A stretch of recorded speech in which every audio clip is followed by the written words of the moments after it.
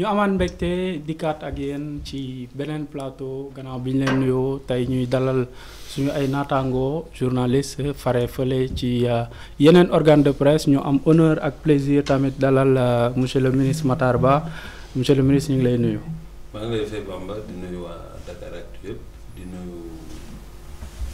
suñu mbokk journaliste sportif yi le président de l'ANPS mon cher ami Malal Junior et Ndour Pape Lamine je pense que dajeek ñoom mbégte rek la mën a doon ci man. jotaay bi reporter sportif la tudd ñu ci dalal kii di président ANPS Abdoulaye Thiam ñu ngi lay nuyu. maa ngi lay fay Bamba di nuyu aussi internaute Dakaractu yëpp di nuyu sunu kilifa le ministre Matar Ba di nuyu aussi samay ñaari confrères yi fi ma fi toogal Pape Lamine Ndour et Malal Junior Diagne. Malal Junior Diagne RFM kenn du ko présenté ñu ngi lay nuyu Malal. Bamba maa ngi lay ziar bu baax di nuyu le ministre di nuyu Abdoulaye Thiam di nuyu aussi Pape Lamine mon ami de Tana. Pape Lamine Ndour moom journaliste la fële ci stade di quotidien sportif moom turam la ñuy gis muy fës ci suufu article yi muy bind waaye bariwul lu muy feeñ télé ñu ngi lay nuyu Pape Lamine. oui maa ngi lay fay Ahmadou di nuyu monsieur le ministre un grand honneur de partager ce plateau ak moom di nuyu le président également de l'ANPS Abdoulaye Thiam qui est un grand frère pour moi di nuyu mon ami et frère Malal Junior un gars exceptionnel également. voilà ñi tàmbalee waxtaan bi ci stade Léopold Sédar Senghor tey bi ñu fa doxantoo ñu nemmeeku fa benn désordre ci biti stade bi di stade boo xam ne ñu ngi ko inauguré ci 31 octobre 1985 donc mi ngi tuddoon stade de l'amitié 60 000 places la ñu dem ak complicité waa régie seetaan élément bi après ñëwaat ci plateau bi.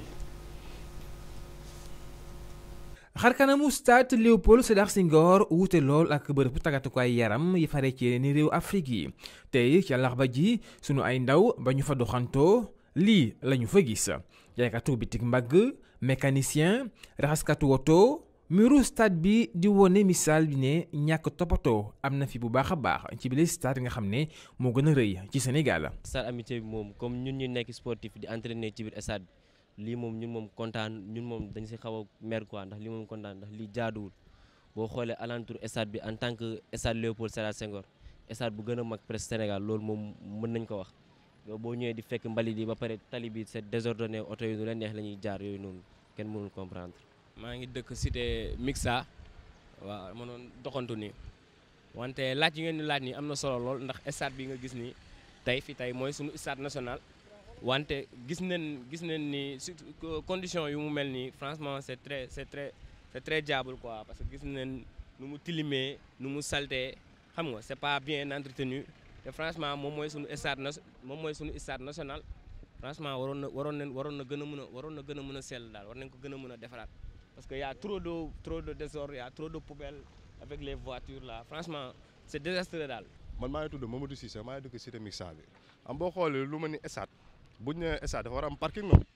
parking bi moo demee nii te lii nii boo xoolee sa doontul parking foo xam ne gars yi ñu ñëw di jaay muy amay mbalit tu vois xam nga maa affaire daal dafa desee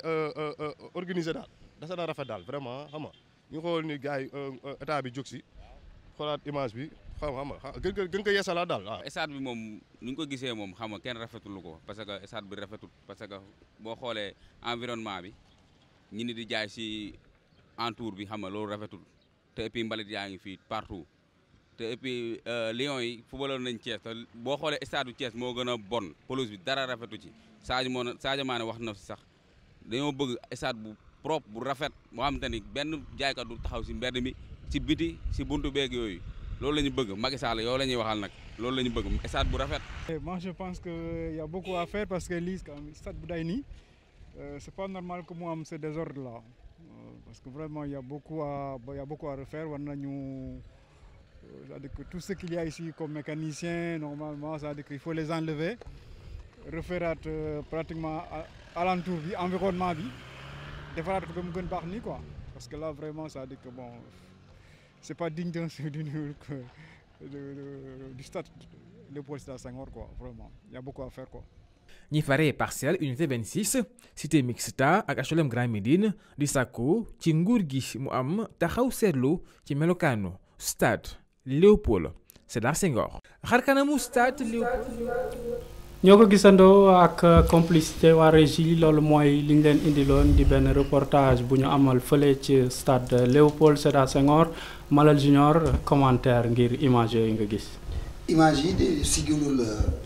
réew mi di Sénégal ndax benn bëñ ci gémmiñ dañ koy socc ndax réew mën a neex donte nag ñi ngi koy jag-jagal boobu ba léegi mais jag-jagal bi xëy na boo jégee miir bi dugg ci biir layam mais li ci biir stade bi dana ko bàyyee ak waa mbedd mi te ñëpp xam ne réew mi lu ne ni mbedd mi dañu ko jàppee mbeddum buur ku ci nekk loolu neex ngay def mu dem nag ba ñu bay ba mu toll nii mu toll fa naa ni li nga fay jëlee moom fu la fayda dong lay doon. kii di Abdoulaye Thiam du ñàkk ne image yooyu laataa nga ko gis ci caméra yi ak ci télé bi jaar nga fa jaaraat fa lan mooy sa gis-gis ci image yooyu.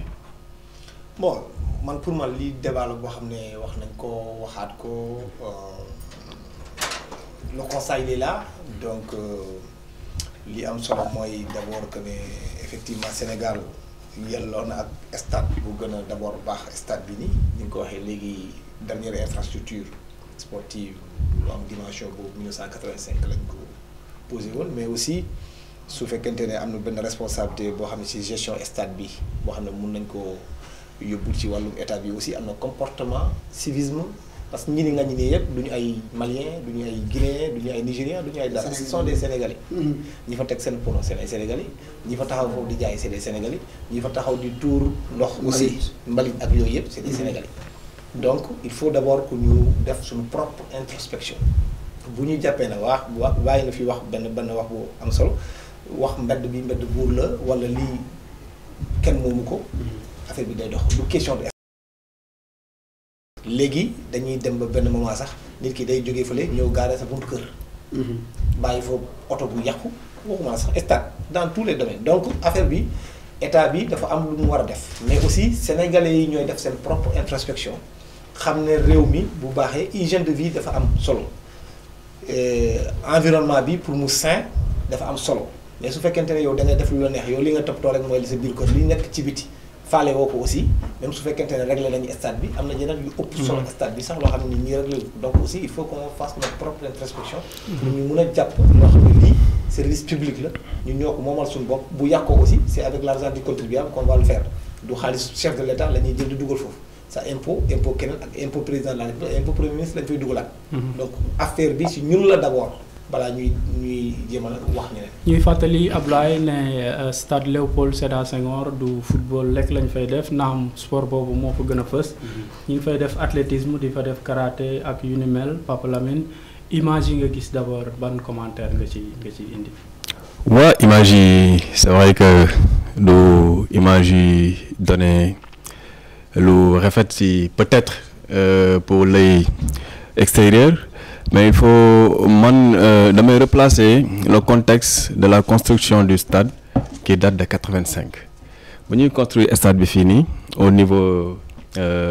des parcelles et les HLM Grand Yoff et de Mixta cité d'Amel également amul woon cité yooyu yëpp parcelles yeggul woon foofu yëpp HLM Grand Yoff n'existait pas il y avait que le stade nous on a grandi ici yàgg nañ dem stade bu ñuy nekk xale foofu amul woon dara y avait absolument rien du tout donc 85 bu ñu koy tabax on était dans les normes de construction de stade comme le prévoit actuellement la FIFA qui dit que les stades et les aéroports dans un autre domaine les stades et les aéroports doivent au moins être construits dans un périmètre qui avoisine les 70 kilomètres de la ville moom la ñu gis Dakar Arena on a respecté cette réglementation boo xoolee Dakar Arena dañ ko yóbbu fu sori comme Diamniadio mu sori ville bi. mais Pape Lamine dëkkuwaay yi waroon nañ xam ne. day waaw fa la jëm noonu. fekk ci stade boobu. aéroport Diass bi dëkkuwaay yi amaana mun naa màgg ba. fa la jëm noonu. fa la jëm noonu buñ koy tabax boobu amul woon dëkkuwaay yi léegi nag lan la ñu war a mun a wax est-ce que 10 ans en arrière ou 15 ans en arrière on avait maanaam toog nañu taxaw seetlu ne dëkkuwaay ñi ngi màgg. Quelle solution trouver ban nouveau plan d'aménagement pour ne pas encombrer les alentours du stade la ñu waroon politique boobu la ñu waroon teg malheureusement amul mécaniciens yi finalement def nañ fa seen lii dëkkuwaay yokku na ak ñeneen ñu am ay activités connexes ñu ngi fay daan seen doole loolu c'est à déplorer parce que quand on dit gouverner c'est également prévoir. C'est le problème c'est pas un problème qui est propre des Sénégalais, c'est un problème qui est propre aux Africains. On n'anticipe pas sur le lendemain. On est hyper ponctuel. En fait, c'est aujourd'hui, on règle la solution aujourd'hui, mais on ne règle pas la solution d'ici 2025. C'est ça le problème. Et actuellement, dans le haut niveau, parce qu'on parle de sport, dans le haut niveau, on a des plans à dérouler sur 5 ans, sur 10 ans, voire sur 15 ans. Les politiques infrastructurelles, les politiques sportives également. Donc, le chef de l'État a une idée pertinente de construire un stade de 50 000 places.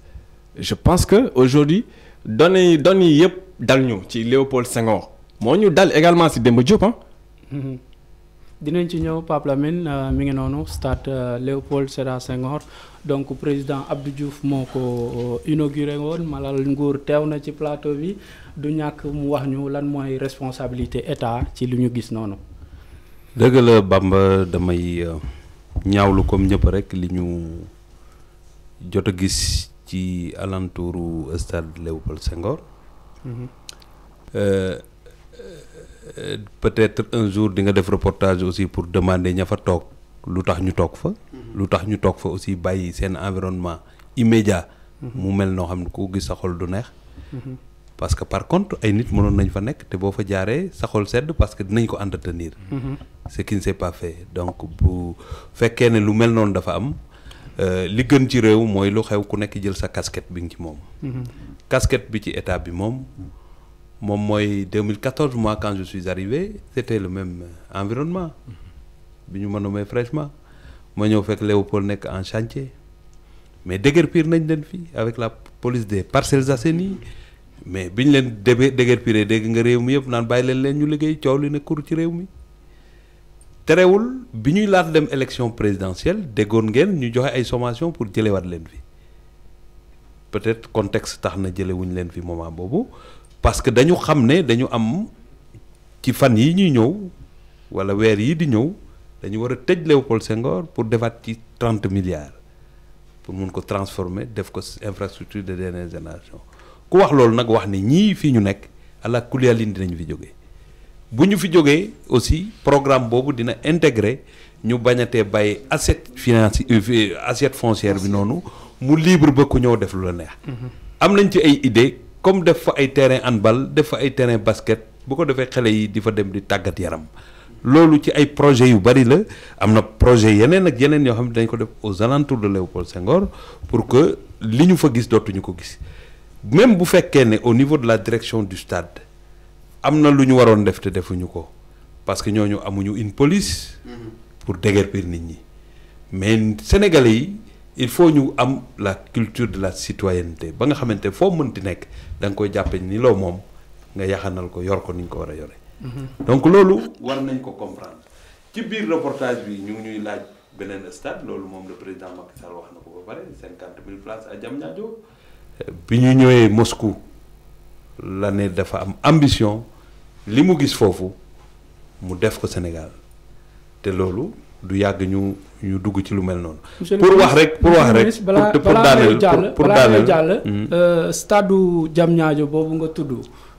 ñi ngi war a jëm ci ay Jeux olympiques de la jeunesse 2022. ñi ngi ci 2019 ñetti at moo dox ci diggante bi gis nañ travaux réhabilitation bu stade du Thiès temps bi mu jël ndax jàpp nañ ne stade boobu dina pare ci délai yi. da ngay boole nag lu bokkul. parce que en réalité ku gis Dakar Arena ñu tabax ko en 10 mois xam nga ni ñekk a tabax ak nañu ko defee procédure yi du benn. ñu bëri ñu ngi ŋàññi ñi nga xamante ne dañu yor ay chantier muy yéex lu ci gën a bëri sax du nekk ci ñoom mun na nekk tardé fay mun na nekk longueur procédure pour que décaissement am loolu yëpp dafay tardel li nga xamante ne moom mooy liggéey gis nga stade du Thiès bi ñu koy lancé d'abord damay préciser ne stade du Thiès fi ñu ko logé woon titre 6 transfert la c'est l'agence de construction des édifices et bâtiments publics moo nekkoon maître d'ouvrage délégué li nga xamante ne mooy stade du Thiès man dama ci dugg parce que boo ci duggee di nga yokk ci di nga yokk liggéey bi mu gaaw mais mënoon naa toog sama bureau du ma fa mos dem parce que agence boobu day liggéeyal secteur yu bari pour wax leen ne bi ñu koy lancé 500 millions rek la ñu def la ñu amoon mais 500 millions mënul defar ay projecteurs yu bees changé loolu lépp. il a fallu avancer di am ay marché complémentaire liggéey bu bees bu ñu ci yokk ba mun a am li nga xamante am nañu ko. mais loolu ndax duñ jumte tam yeesal stade ñu du dénk ko beneen bànqaas bu bokk la kuréel gi yore tàggat. non du loolu c'est que agence boobu lii rôle am ci réew mi mooy dafa war a mun a tabaxal ministère bu ne.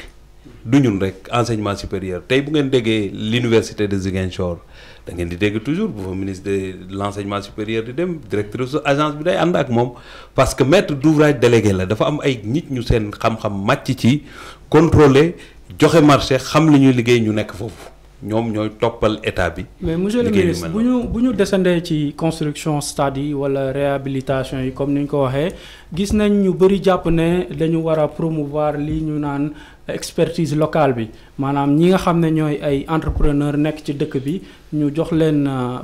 chantier yi laataa ñu koy jox chinois yi mais gis nañ travaux réhabilitation bu stade Lat Dior de Thiès am nañ élément boo xam ne dinañ ko seetaan léegi ak complicité waa régie kii di entrepreneur Mbaye Sène bi am lu mu ci liggéey yàbbi balaa ma ci laaj dara Malal Junior ñu ànd ak waa régie seetaan élément boobu ñëwaat ci plateau bi.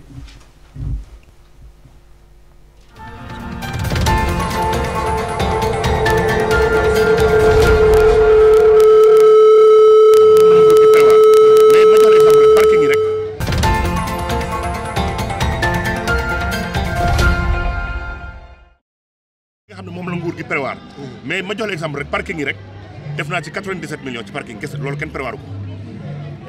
yeneen commodité yi nga xam ne moom laa defaraat ci biir mat na 51 millions donc mën naa la wax ne à peu près def nañ ci ñun 150 millions de plus yoo xam ne bokkul woon ci lu prévoir mais yooyu bu amul woon tey kenn du ko homologué et je crois que Sénégal ëpp na loolu wax naa la 1 milliard 630 millions à peu près.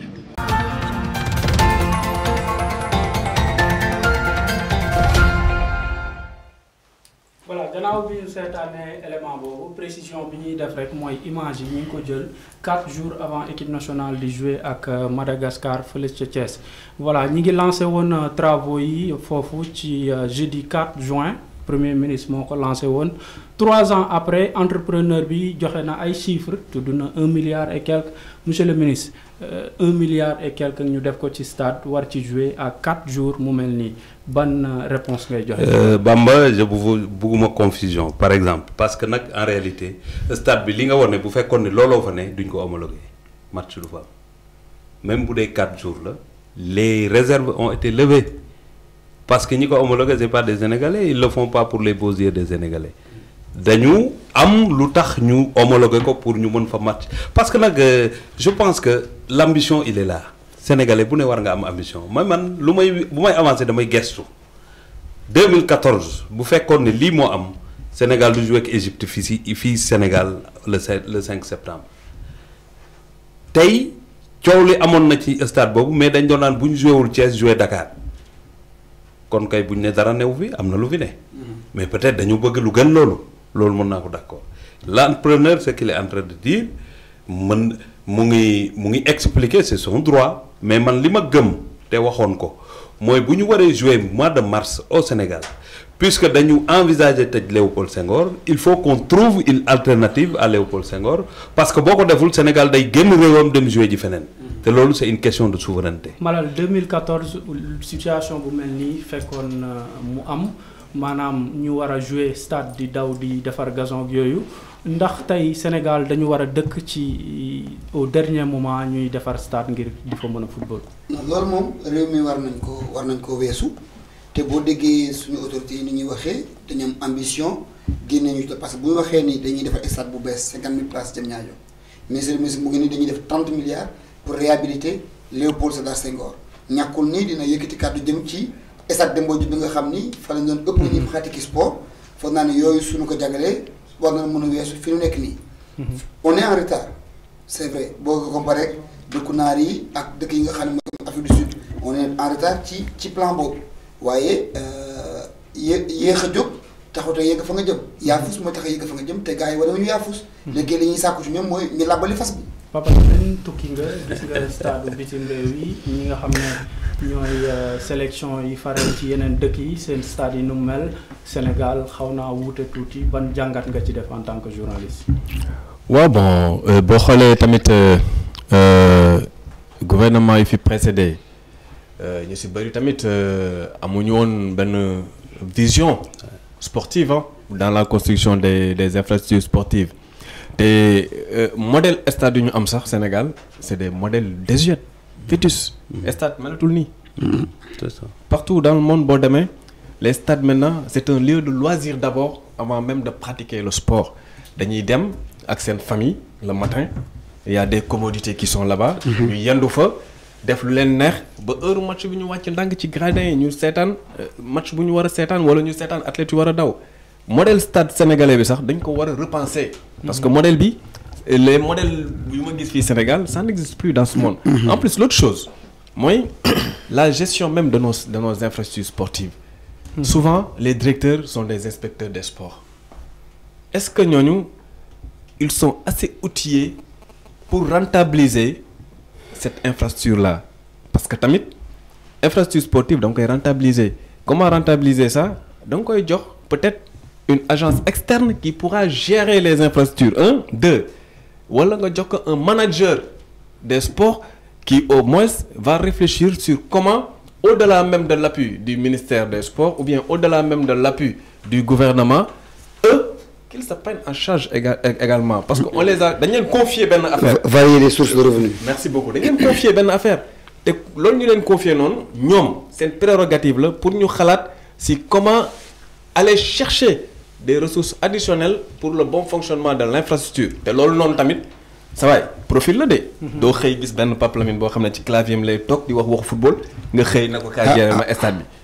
loolu dina metti pour mu développer ko de. Ablaye Pape Lamine tudd na ko stade yi ñu gis modèle yi c'est un peu dépassé est-ce que bu ñu desee ci réhabilitation stade yi ndax dinañ jugee ci modèle yooyu nga xam ne c'est dépassé. bon xam nga wax na question bu am solo xam nga dem si li mu si mën a yokk rek par rapport ak modernité bi stade léegi boo ci nekk doo xalaat rek les personnes aptes stade boo déggee ñu naan stade moderne il faut d'abord que mu am ascenseur pour que nit ñi mën a dem deuxièmement aussi soo xoolee stade yi léegi ni ñu koy defaree les personnes yoo xam ne mobilité réduite ñuy waxee ñu doon woowee handicapé il faut sax am fu ñuy jaar parce que yooyu yëpp léegi gars yi dañ koy xaw a prévoir parce que booy def ay escaliers nit ñuy yéeg rek ce qui veut dire que da nga choisir ay personnes yoo xam ne ñii ñoo fu war a jaar donc stade yu ñuy tabax yu bees yëpp yooyu day am yu mu wax beneen aspect bi aussi effectivement loolu moo tax Angleterre stade yooyu noonu day permettre non seulement même les heures de match tout ça là c'est calculé pour rentabiliser lu mu ko expliquer donc da ngay sécurité bi d'abord ci la bokk maanaam stade bi si tu penses à jël sa doom jël sa jabar nga ànd ak moom stade c'est parce que d'abord da nga gérer problème de sécurité bi nga ànd ak moom stade soo ko indee foofu ngeen di añee donc ce qui veut dire que même ay gargote ak yooyu noonu femmes yooyu nga xam ne dañuy ñëw di dugg ci stade il faut qu'on réglemente tout ça moo xam ne ñi fay yoree boutique dañ fay louer et on les demande de payer des impôts ñoom tamit su ñëwee ñu mun a teg des taxes sur su ñuy jaay nit ñi bu ñëwee foofu ñu mun ko jënd ñoom te ñu mun ko jëriñoo ça c'est extrêmement important mais on n'a pas encore atteint ce truc là man li may wax rek mooy que ni en termes d'infrastructure am na fu ñu jógee am na fu ñu jaar et am na fu ñu bëgg egg c'est extrêmement important parce que quand même tu l'as dit tout à l'heure la dernière infrastructure au Sénégal remonte à 1985 on a vu Arena Tour on a vu Dakar Arena mooy les deux nouvelles yoo xam ne depuis 85 gisuñu le reste là c'est la réhabilitation lu ñuy réhabiliter c'est l'existant am na lu mu ci wax léegi même stade de Thiès am na lu ci am solo rek mooy tunnel bi joueurs yi foofu la ñuy génnee comme da nga koy faral di seetaan c'est très joli mais il y a des aspects yoo xam ne yooyu yëpp day manquer ci li nga xam ne la ñuy soxla ci stade bu bees donc mais l'existant là xanaa nga changer ko configuration bi donc si tu réhabilites l'existant da nga koy defaraat rek beneen aspect bi mooy aussi léegi nit ñi droit humain yi dafa évoluer ba nga xam ne amatoo benn yoon naan nit ñi dañu ñëw fay seen dikkee di leen toog la ci xeer xam nga yooyu yëpp si réhabilitation stade bi lay bokk donc da ngay teg ay fauteuils yu baax nit ñi ñëw toog ci seetaan match correctement match bi bu jeexee 5 minutes tu ouvres toutes les portes ñëpp génn. dafay mel ni stade bi dafa vide yooyu yëpp c'est des dynamiques yoo xam ne dañ ko war a enclencher en tout cas man ce que je veux dire c'est que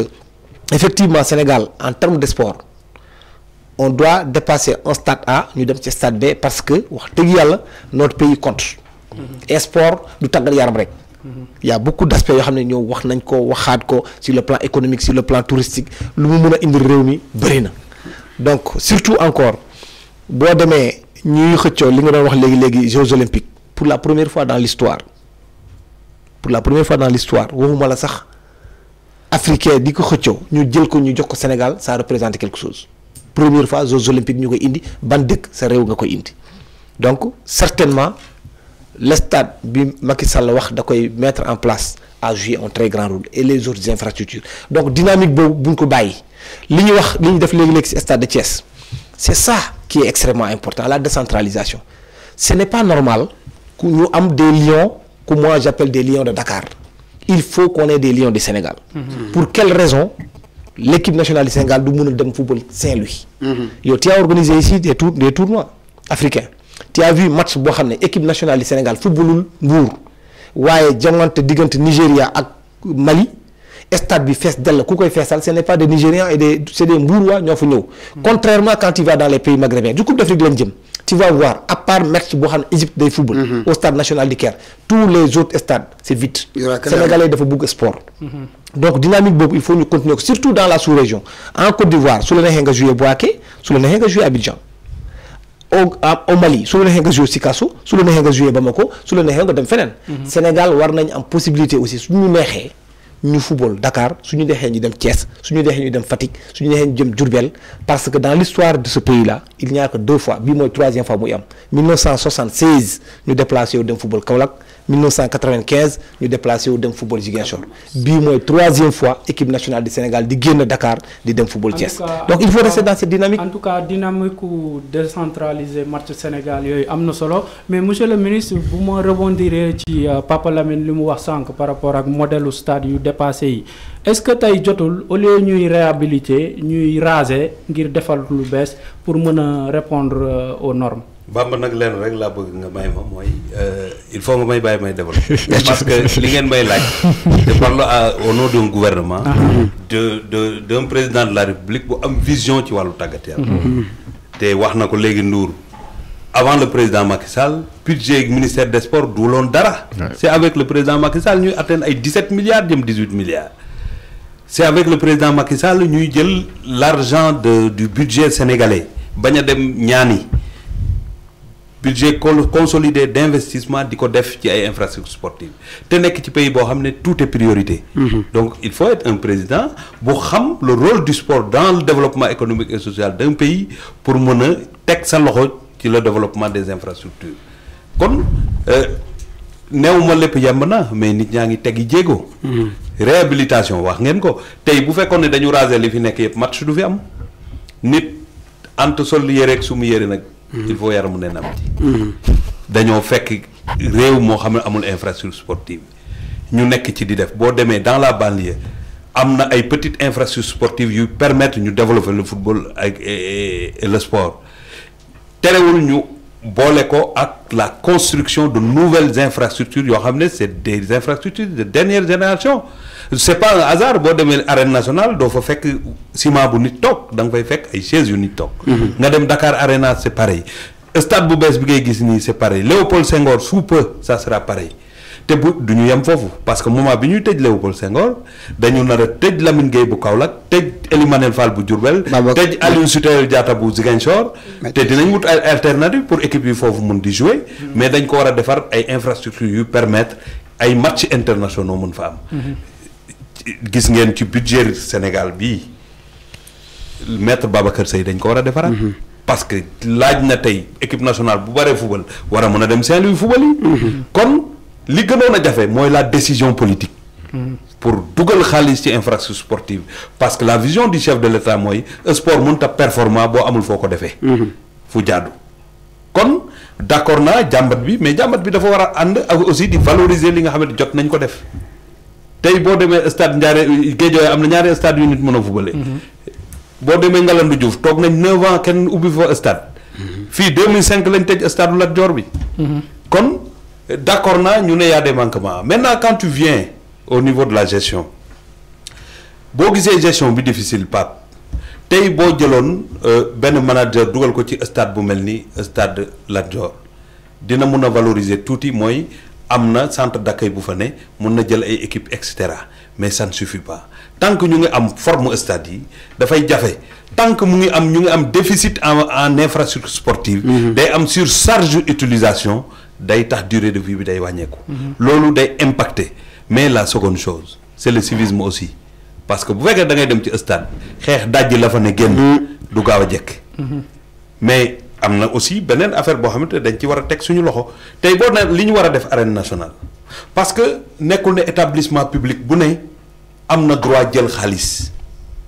tant que defuñu ko un établissement public à caractère commercial jox ko ay privé yoo xamante ne dinañu dem wala état wala ay organes yoo xamante dinañu mun a valoriser loolu andi xaalis injecté waat ko ci biir day am problème mu gestion day am problème maintenant. C'est pourquoi on va innover avec l'arène nationale. On va innover ak Dakar Arena pour permettre infrastructure yooyu ñu nekk infrastructure yu permettre légalement ñu dugal xaalis di ko ci injecté waat. kon ñu ngi ci benn dynamique pour def virage bu am solo. virage boobu daf ñu permettre ñu am jumtukaay yu ñuy defee suñu tàggat yaram. waaye en même temps dafay créer yeneen métier parce que bu ñu viré foofu ku mel ni man dana jàngi naka la ñu yore infrastructure sportive yaxanal ko andi ci koppar su ko defee branche la yuy tijjeeku yoo xam ne boo ko boolewaatee dana permettre Sénégal. dootu ñee kenn. même ci wàllu ci lim bi dégg nga lim Demba Diop. te Demba Diop bokk na ci xool Ndakaaru xam nga Demba Diop dama lay wax sentimentalement. je souffre en cause de Demba Diop parce que dama xam Demba Diop. nekk naa 15 ans secrétaire général de l'ONCAV. nekk président de l'ONCAV di fréquenter Demba Diop di fa dem di jënd gerte caaf. di gis waxuma la sport de parce que duggaguma sur le plan sportif. mais sur le plan social Demba Diop buy fonctionner ñaata nit ñoo ciy joxe dépense. monsieur le ministre forum championnat Sénégal sax dafa wàññeeku ndax Demba Diop. bi non loolu miinu Sénégal moo nangul changé nit dafa Sénégal dafay lang ci benn affaire. waaye ñii football la ngi football ba léegi problème bi du foofu problème bi mooy Demba Diop dans le département de Dakar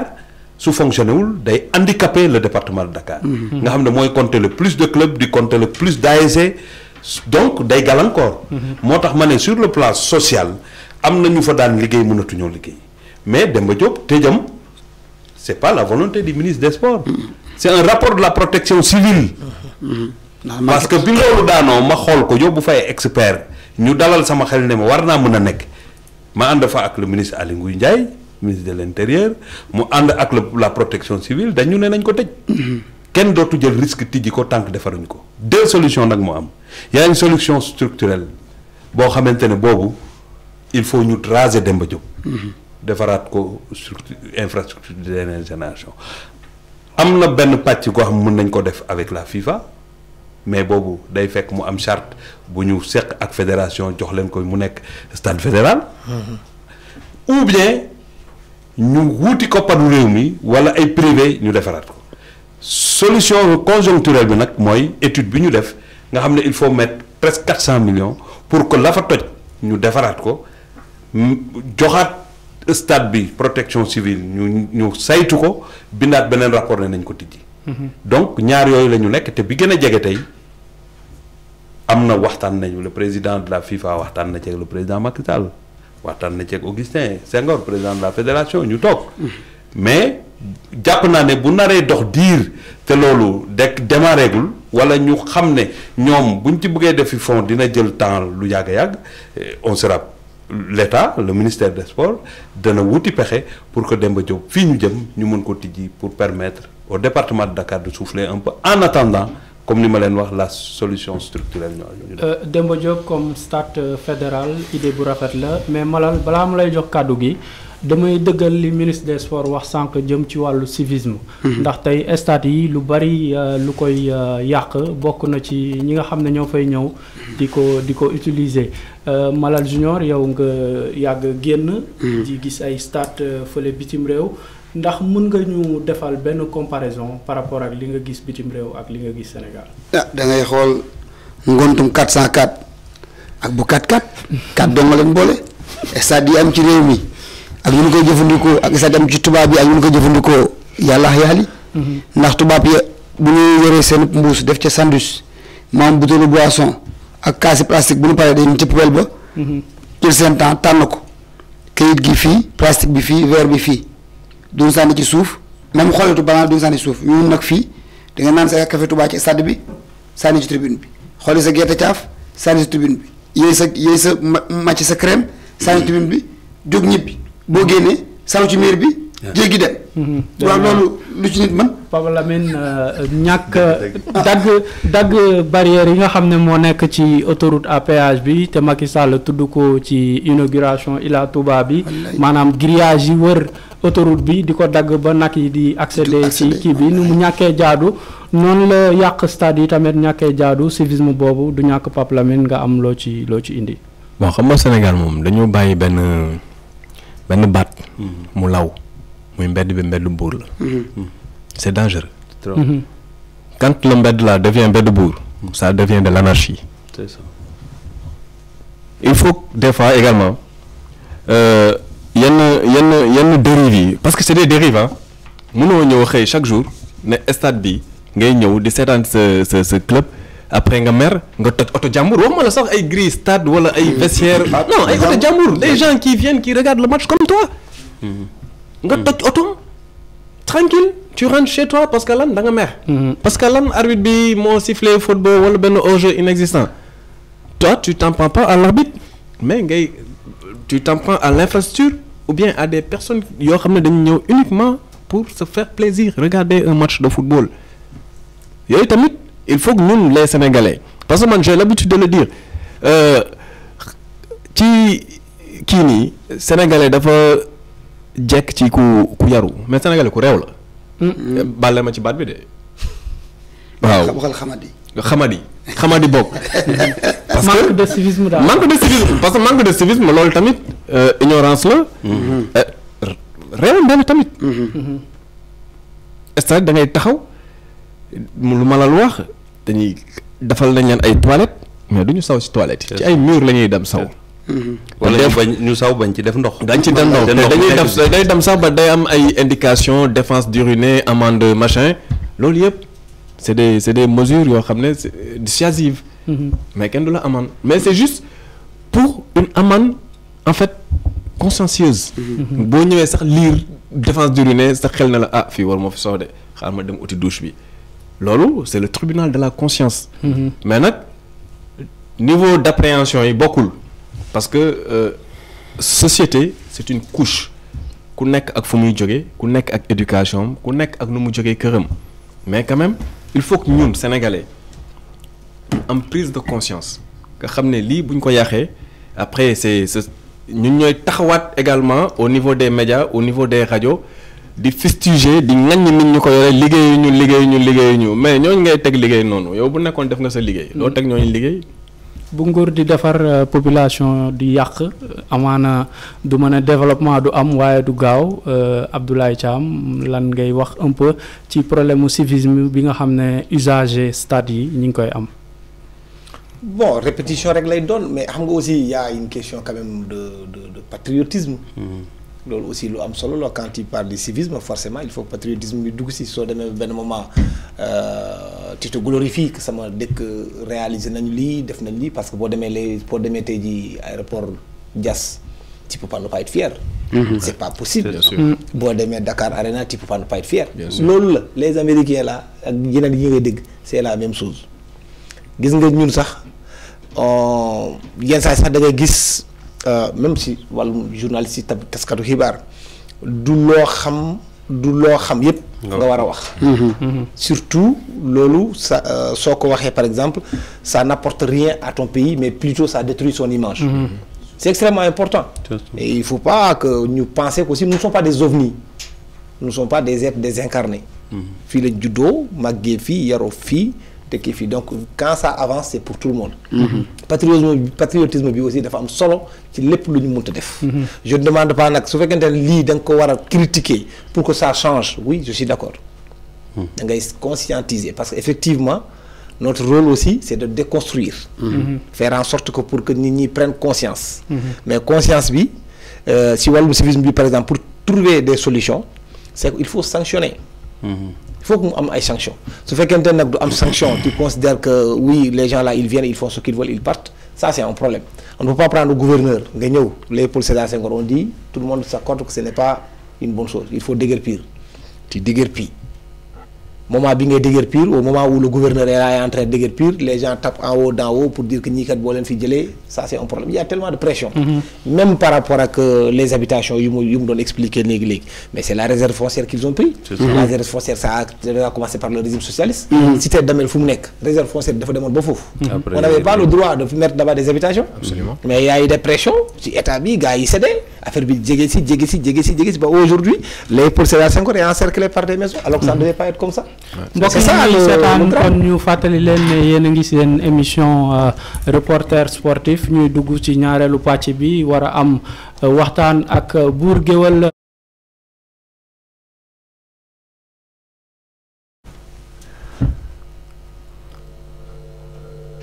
Bour Gueweul ñu ngi lay nuyu.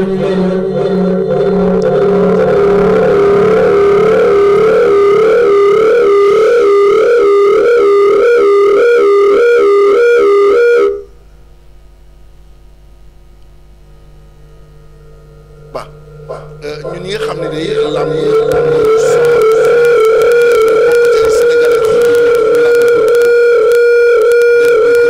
ko ñaanal ci jéego yi nga xam ni def na ko ci sport d'une manière générale waaye rawatina ñun ñi nga xamante ne que ñu ñoo féete ci làmb ndax Bamba bu ñu demee ay at ci gannaaw dañu daan dem ci stade di football yi waaye tey ci magistère am xeex na ci liggéey na ci góor na tey ba làmb am lu mu moomal boppam digoon nañ ñu ko amu fi woon bi ko président Macky Sall diggee moom mu accompagner ko ci la yàlla def ñu am ko ci ni ñu ko bëggee kon dañ ko ci ndokkeel xanaa rek sama laaj bu njëkk bi ma koy njëkk laaj rek mooy gis nañu jamono yee ci ginnaaw mu dajale monde làmb ginnaaw bi fi rébellion amee mën nañu rébellion ndax gis nañu association des lutteurs en activité génnoon fii am ñaxtu yu bari ñu doon def seen diggante ak CNG ba ministre bi dajale leen ay bés arène nationale ne leen waxtaan leen lu ngeen trouvé ci ay solution ngeen indil buur bu ko defee ñu jëm ci ay pexe waaye remarque bi ñu def monsieur le ministre mooy ginnaaw waxtaan yi bi mu amee ba tey dañu gis ne que ñu ci bari dañu taxaw tey gis nañu association des promoteurs daje nañu fi joytu cherté arène nationale bi ak la ñu leen fay teg ci ay conditions yu metti ba gis nañ ni que bañ ko ubbee ba tey ñu ci bari bu ñuy tëgg dañuy préférer dem stadium Iba Mar Diop que dem fi nga xamante ne que moom mooy arène nationale bi loolu du benn laaj ñaareelu laaj bi mooy gis nañu ni que biñ leen jiboolee ba tey ku ci mel ni Mohamed Ndao Tyson ku ci mel ni Gaston Xaali Meng ku ci mel ni Abdoul Aziz Ndiaye ku ci mel ni Yaxya Diop Yékini waaye dañu gis ni que ba tey apport bi ñu waroon a indil moon làmb ba tey mënuguñ ko indil ba gis ngeen association des lutteurs en activité mu ngi bëgg a tas ndax ki nga xam ne mooy Khadim Gadiaga démissionné na bërki Demba Ndiaye yéen lutteurs yi ña leen ngi taxaw fee di dóoranteeg seen i morom est-ce que ba tey desul monsieur le ministre ñu dajalewaat waxtaan ba bërki dem sanction bi ñu teg ci kaw Gris Bordeaux nekk loo xam ni metti na mbër yi te suñu xalaat dañ jàpp ni que yow sa rôle moo doon ak li nga doon def ci li nga doon sonn mooy fexe ba mbër yi ak CNG doon benn famille mais est-ce que suspension Gris Bordeaux bi du loo xamante ni que dafay xambaat taal bi loolu laa ne woon naa la ko sànni ci ay laaj mon ami pour suñu premier temps bu waxtaan wi continuer rek ñu dugal yeneen laaj yi. jërëjëf Bour du ñàkk nga duggaat ci plateau bi depuis régie mi ngi noonu sama gaayu xarañ yi ñoo wone loolu monsieur le ministre Bour Gueweul di kenn ci reporteru Dakaractu yi nga xam ne moo fare ci wàllu làmb interpellé la ci ay points yu bëri moo bàyyi la nga doxal. dama lay jaajëfal di wax waa Sénégal ak ñi ñu seetaan yëpp ne sama xel dafa dal li tax sama xel dal mooy ñi ngànk journalisme sportif ñoo toog fii te boo déggee ni ñuy waxee nga xam ne liggéey am na waaye bëgg sa réew bokk na ci. parce que ñàkkul lu doxul waaye da nga naan lii dox na ne lii doxul xam nga comparaison bi nga wax Malal daf ko viré yóbbu ko ci citoyenneté gis tubaab boo xam ne day yor marché bagaasam bu gisul fu mu ko def sax mu yóbbuwaat ko këram. wala def ci poste bi. am na solo. mais bu ñu ko xoolee ci wàllu infrastructure sportive aussi ñu ngi jooy ñun Sénégal bëgg lu ëpp loolu te loolu président Macky Sall dégg na ko te engagé nañu pour ñu def ko. waaye boo voyager en Afrique it nga gis fu Sénégal tane lu bare bare. absolument football nañ fi ci terrain yoo xamante ne poto corner ay xeer lañ ko téye. xam nga lu tax may dellu si ci loolu sénégalais des fois day bu lu mu am rek fàtte ko. te dañ war di loolu nag defe naa moo tax sax ñàkk civisme bi di ci am. parce que booy jooy dara ba am ko da nga ko war a téye. protéger ko te nit nag dañ ko bindee ambition bu loolu wéyee nga wut leneen. waaye bëgg a taxaw ne dara amul ci réew mi te am na temps. benn réserve bu amee le Sénégal sort. aujourd'hui on n'est plus dans cette situation là. loolu bu ma koy wax c'est pas une question de parce que sport laa mos a def. dama xam fi Sénégal nekkoon ak fi mu nekk léegi. loolu ñun ñëpp ñi fokk ci famille sportive bi ci ndigalu kilifa réew mi ñoo ko liggéey ba tey jii Sénégal di defi jéego. jéego yi nag doyul parce que dañu bëgg 2022 ñu pare ba bu ñu joxoon 2023 Coupe d'Afrique des Nations ñu mën ko organiser. Malal am na point bu am solo kon répondre ma ci sa question. xam nga li ma bëgg a wax moom mooy par rapport ak làmb ji. lu am solo la parce que booy gis jafe-jafe wala dayo yu xaw a compliqué ci mission. des fois lu mel ni ñu war a jouer Sénégal ñu naan du ñu fi jouer ci la bokk. équipe war a dem mënta dem ci la bokk. waaye crise yi làmb ji ci la bokkoon. parce que c'était pas une petite affaire. parce que boo nekkee ci réew sport national ñi ko seq am notoriété nit ñi xam leen ñu am lu leen métti ba ñu koy wax ci réseau yi di ko wax ci rajo yi war nga cee mën a jóg. bi ñu ci jógee it jóguñu ci ni fii ngeen di jaar dañoo toog waxtaan ne nii lañ war a jaar pour régler ko les concertations nationales c'était pas une décision du ministre bi ñu jotee seen mémorandum dañ ci waxtaan tout en restant nag constant. parce que kan mooy nekk fii ak kan moo fi dul nekk loolu prérogative bu état la waaye làmb ji yan charte lañ ci war a teg yan article lañ war a changer ba soulager mbër yi ba mu dox loolu ñëpp a ko bokk. dañ cee war a waxtaan. ba ñu defee concertation ba pare teg nañu CNG nag du Alioune Sarr CNG entité la boo xam ne ay nit la pour développer làmb ji képp ku ci bokk ci nga bokk. kon ñi ci bokk yépp li ñu xaar ci ñoom ñu ngi ci di ci liggéey même bu amee réunion nga tardé te nee ñi téye leen luy dugal làmb ji parce que lépp lu ñu changé woon CNG nga koy doxal ci biir làmb ji. quant aux démissions nag loolu un ministre mënul initier wu ci mbiri nit. parce que association des lutteurs en activité c'est une entité qui est là ñi ci bokk ñoo ko war a xool pour l'intérêt de la lutte parce que lépp lu nit di def comme association wala kuréel ci réew da nga ko war a def ci luy doxal réew. te loolu waxtaan mooy doxal réew. Sénégal gii lépp lu fi nit sumb ci autour d'une table lay régler. Gris Bordeaux amul problème ak kenn amul problème ak benn nit problème mu CNG la problème mu texte la wax na li muy wax te defe naa ne ku déglu manager am dafa ne. lépp jeex na ci jàmm parce que lu ne daf fi am mais nit ñi day am texte am l'esprit des textes day am la lettre et l'esprit des textes te def nañu li ñu war a def 1 an peut-être dina bind ñu gracier ko peut-être dina plus 1 an bañ a def lu tax ñu suspendre ko et cetera mais nag li ma bëgg rek ñu jàpp mooy amul benn kuréel ci réew mi wala sport buy dox ci monde bi te amul ay textes yu koy régir. te textes yi boo ko appliqué wul anarchie moom mooy am. donc nit ñi il faut ñu xam loolu mbër du koy wax ni jaaral ni mu jaar noonu. mbër ak keneen a ci yem texte moom moo koy toogloo fii mu toog fii texte moo koy yëkkati mu yëkkatiku te du am xuloo du am xeex kon képp ku bugg a jàppale làmb ji nañ pousser ñëpp ñu maîtriser les textes. te nangu ko respecter. su ko defee dina yomb ci arbitre yi yomb ci ñi koy gérer ba pare nekk tawfeex ci ñuy bëree. loolu defe naa ne jàpp naa ne am na lu ñu war a jël ci ay koppar. bu ñu fi yàlla bàyyee ci réew mi loo xamante war nañ cee jàppale CNG bi pour mu def vulgarisation des textes. ci làkk yi ñu dégg ba nga xamante ne manager bi dana xam lan mooy tënk làmb ji lan la ñuy bañ lan la ñu war a def. kañ lañ ko war a def kañ lañ ko war a def. mbër mi xam ko ñii seetaan nit xam ko. parce que Malal quand tu brandis un carton jaune. tu parles pas tu te parles pas. un arbitre quand tu brandis un carton il parle au public. pour woon nit ñi li xew. ñu am lecture lu xew ci terrain bi.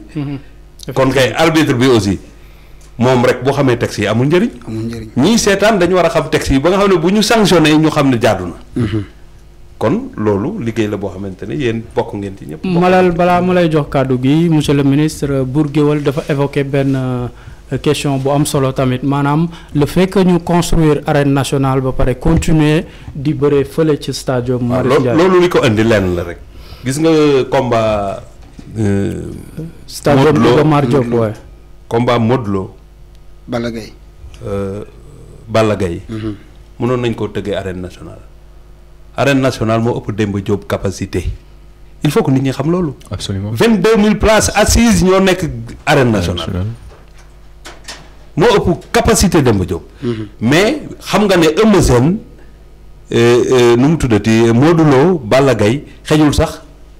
Demba Diop. bu ñu ko fa defoon nit ñi dinañ nekk ci biti comme ni ñuy nekkee ci biti bu ñu ko defoon arène nationale. biñ ñu jooytoo affaire bi ñu ne bu ñu demee arène nationale dinañ multiplier billets yi par 2. wala par 3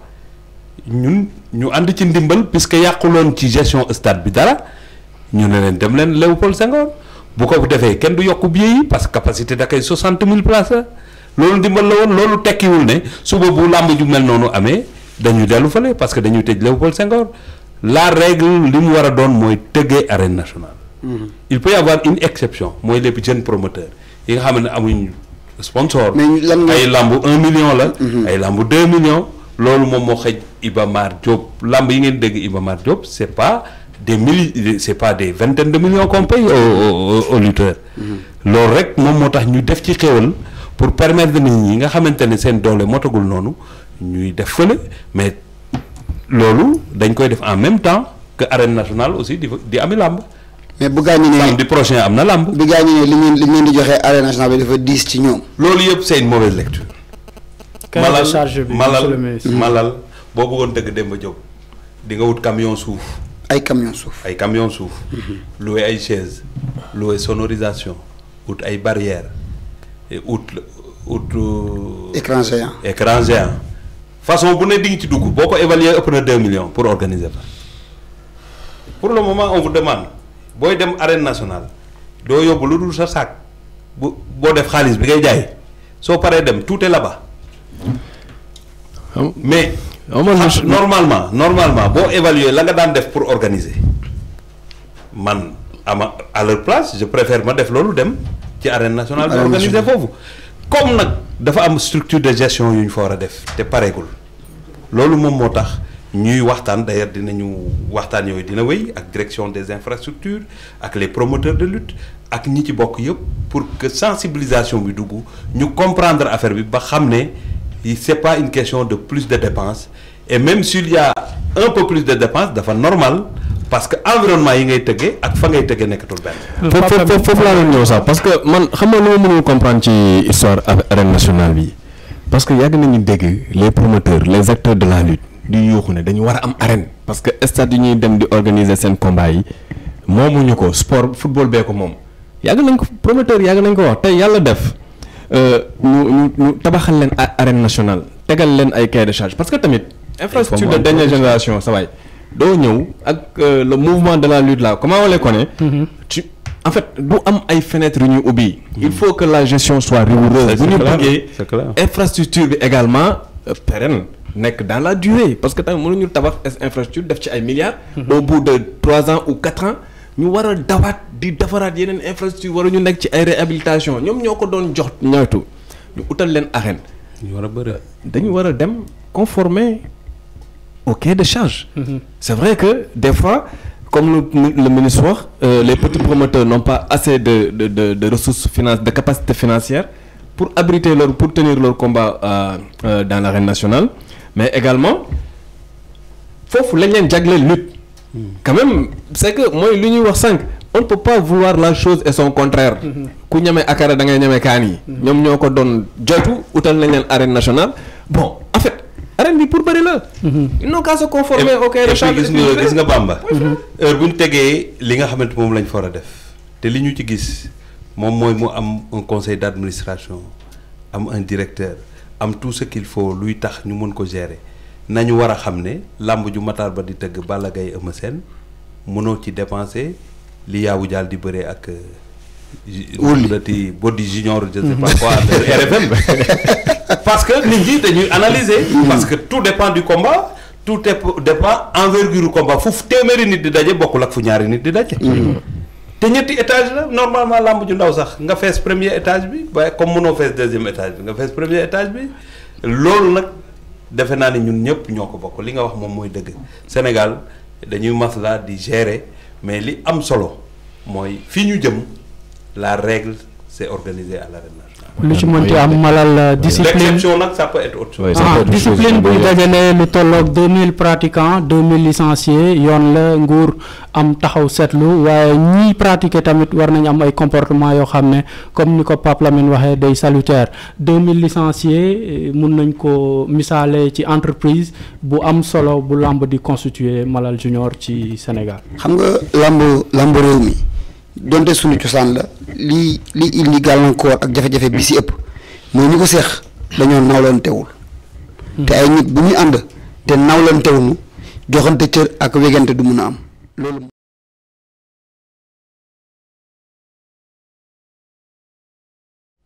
ñii bu fi nekkul ñee duñ tekki dara ko gannaaw nag ñu bokk teen ñooy laxa sooy gooj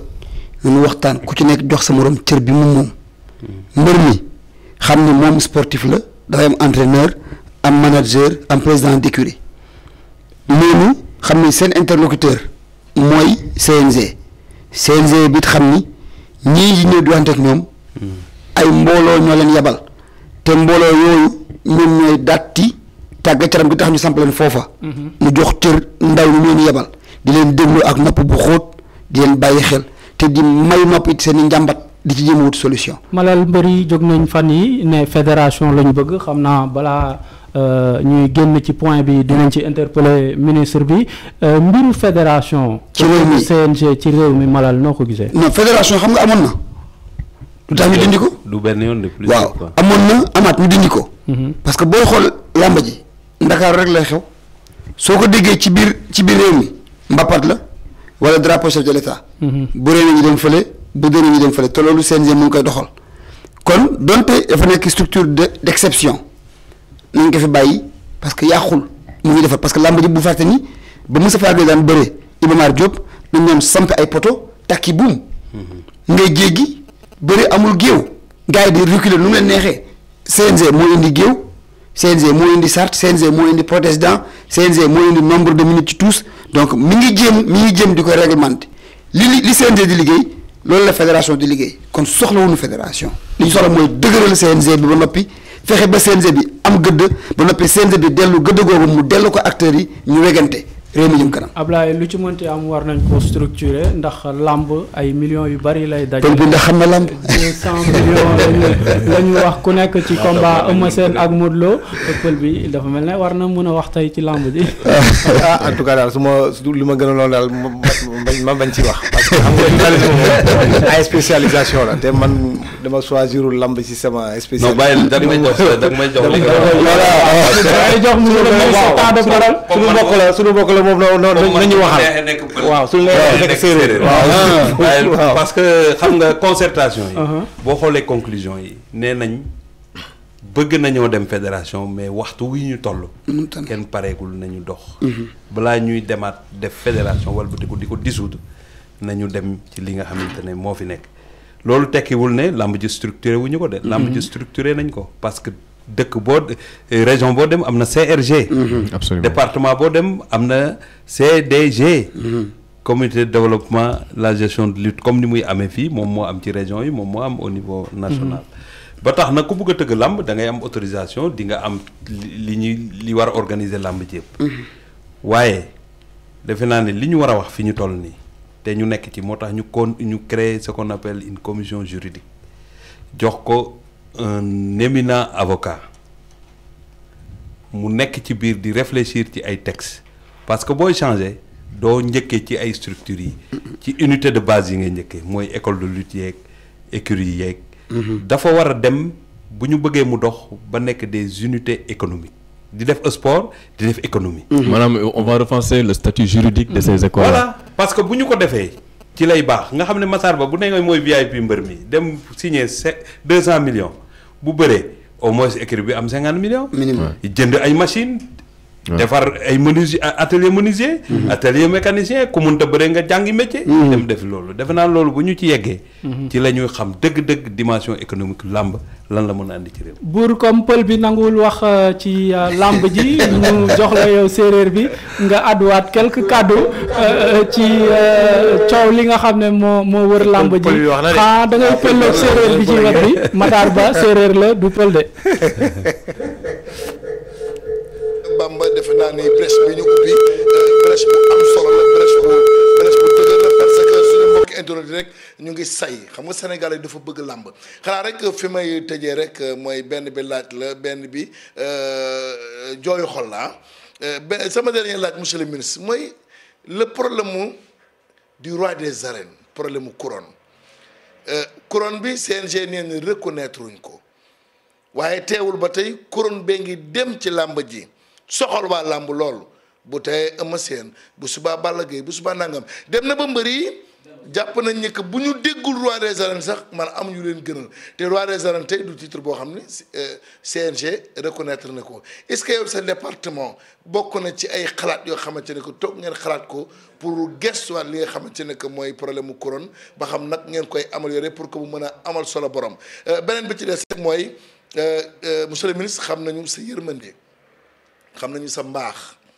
xam nañu li ngay def ci lu baax te yàlla tax may jooyal koo xam ni suñu papa la suñu maam la nekkoon fi champion d'Afrique bay waaram ci làmb tey ba tëdd mënatul lu yàgg mënatul dara ak njabootam ak i bokkam di jug ak moom di daanu am na ay bienfaiteurs yuy def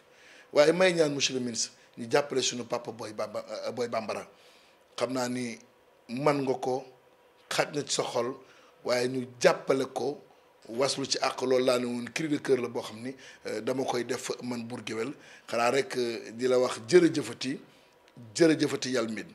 jërëjëfati Koroxe li la war ci réew mi yëpp def nga ko li la war ci sport yaa ngi ciy def li nga man ci zaahir ak ci baatin ci biir ak ci biti ñun ñi ngay fekk arène ba chaque dimanche xam nañu ko xam nañ sa modestie xam nañ sa galanterie tey boo ñëwee stade dama naan c'est le ministre le plus aimé de la République ndax boo ñëwee ñay jaay billet ci biti ñay jaay caaf ñay jaay café Touba suñu mbokki handicapé ku ci nekk di nga saafonteeg moom ñëw toog suñu biir waxtaan ak ñun nag moom làmb loolu lañ soxla mooy ministre de tutelle boo xam ni am na suñu yërmande waaye respecté nañu fonk nañu comme Bamba dañuy wax ne rek plateau bi tot na Dakaractu tojo ci na ko ba mu ne rajax puisque da nga ma làkk séeréer il faut ma làkk la séeréer. may git ma nga paax yàlla mbin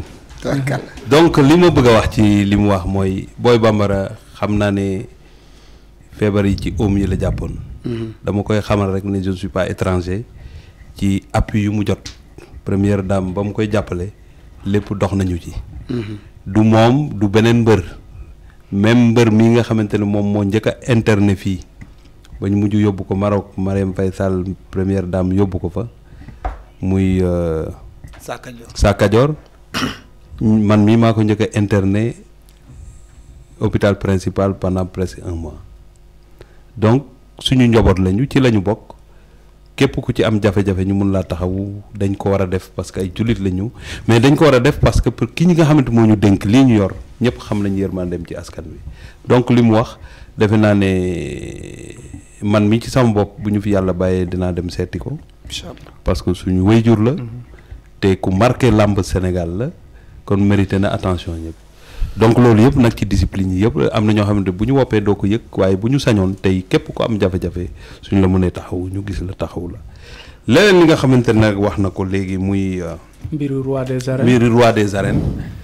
xam nga CNG day réagir par principe pour